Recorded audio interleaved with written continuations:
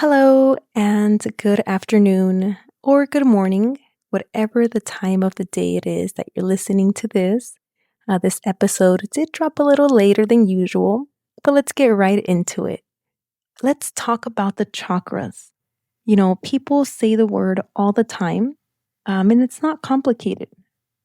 A chakra is simply an energy point. That's it.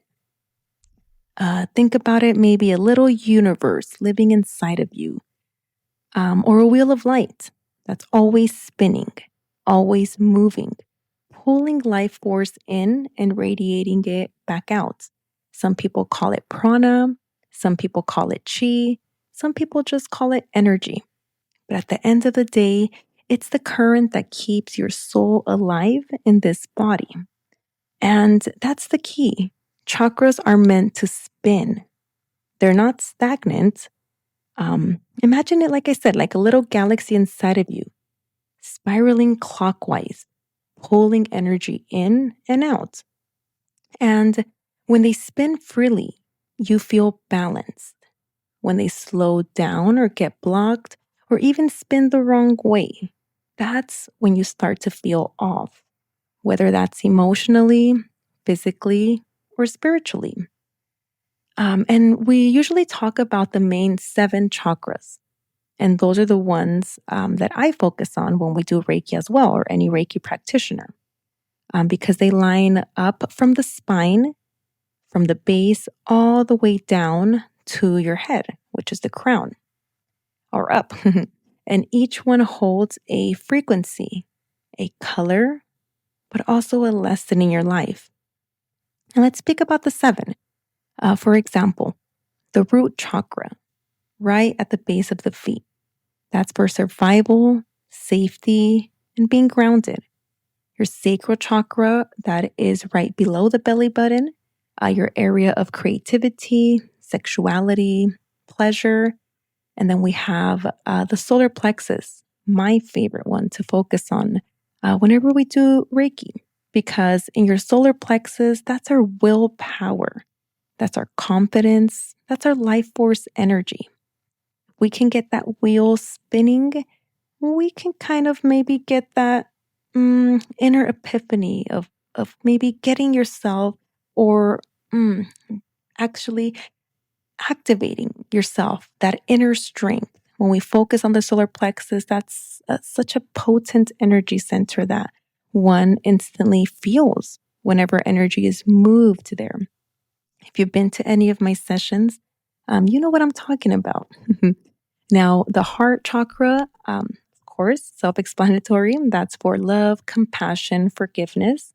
Our throat chakra, that is for expression, our truth, communication. And our third eye, that's the energy center of your intuition, your vision, your insights. And lastly, the crown.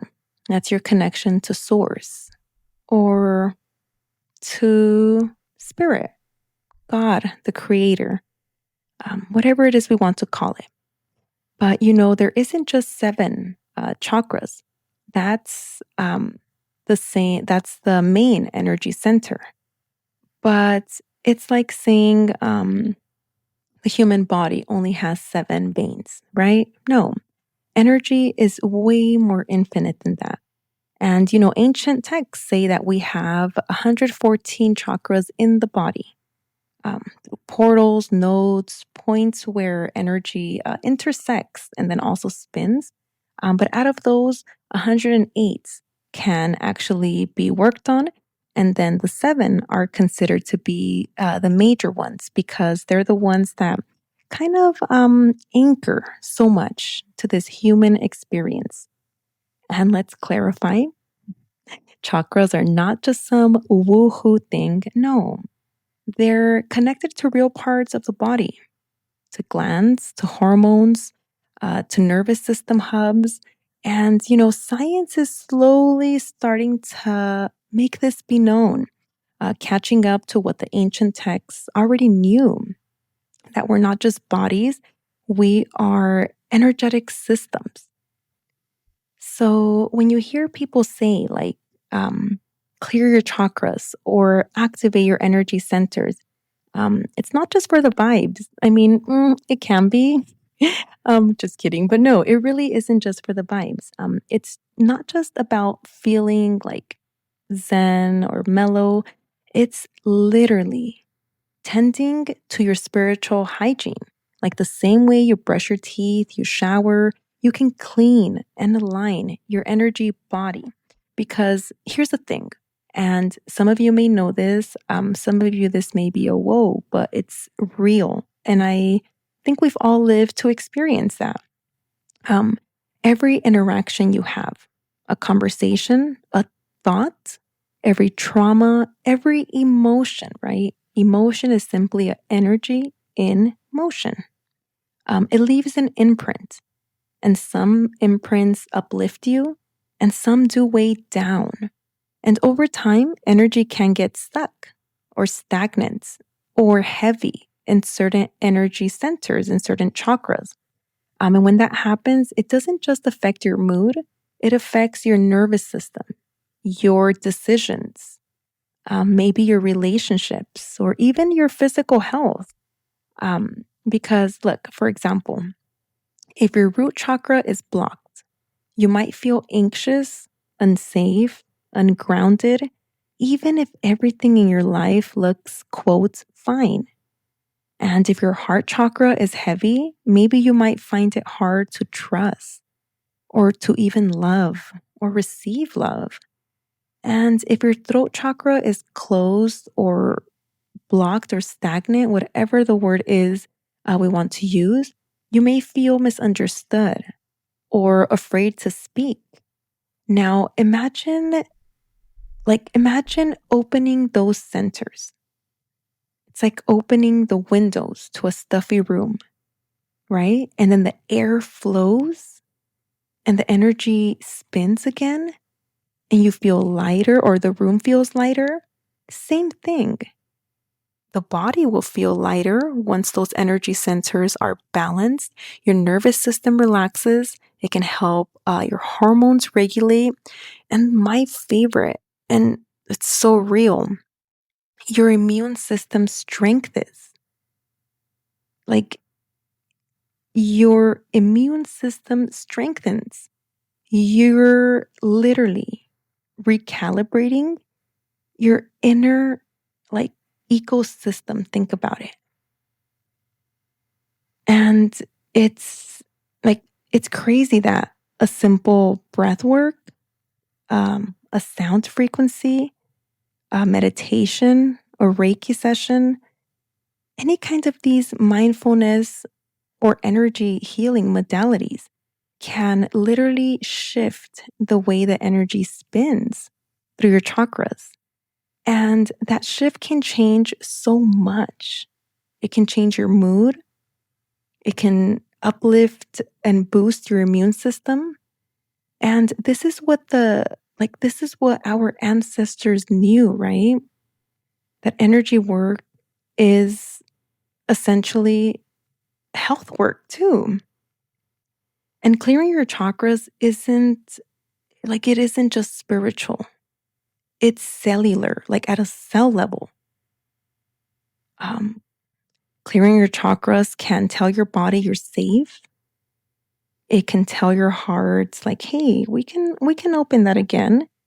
Or it can remind your mind that you're not stuck, because we're not. We can literally feel stuck because of this energy that's stuck or stagnant in the body.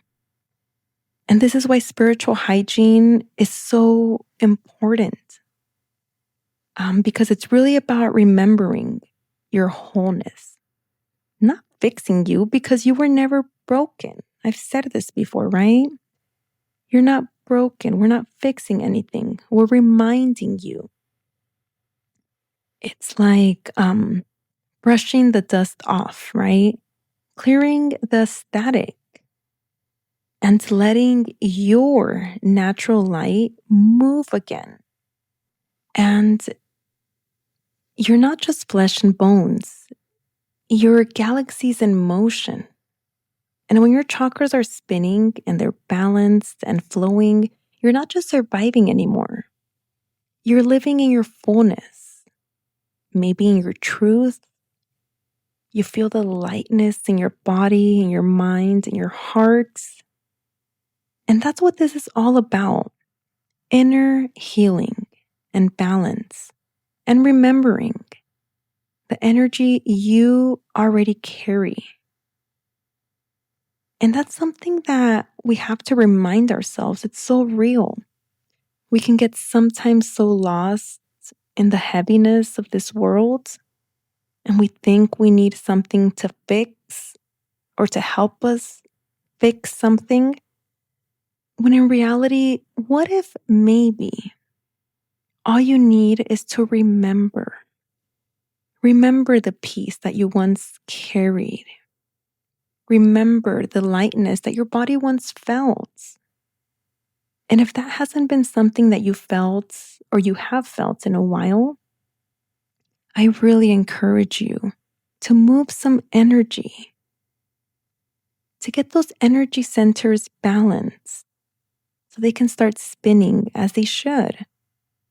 And so you can start feeling as you should too. With that being said, we are at the end of this episode. If you have made it this far, as always, thank you. Thank you for being here, for listening. And until next time, as always, bye.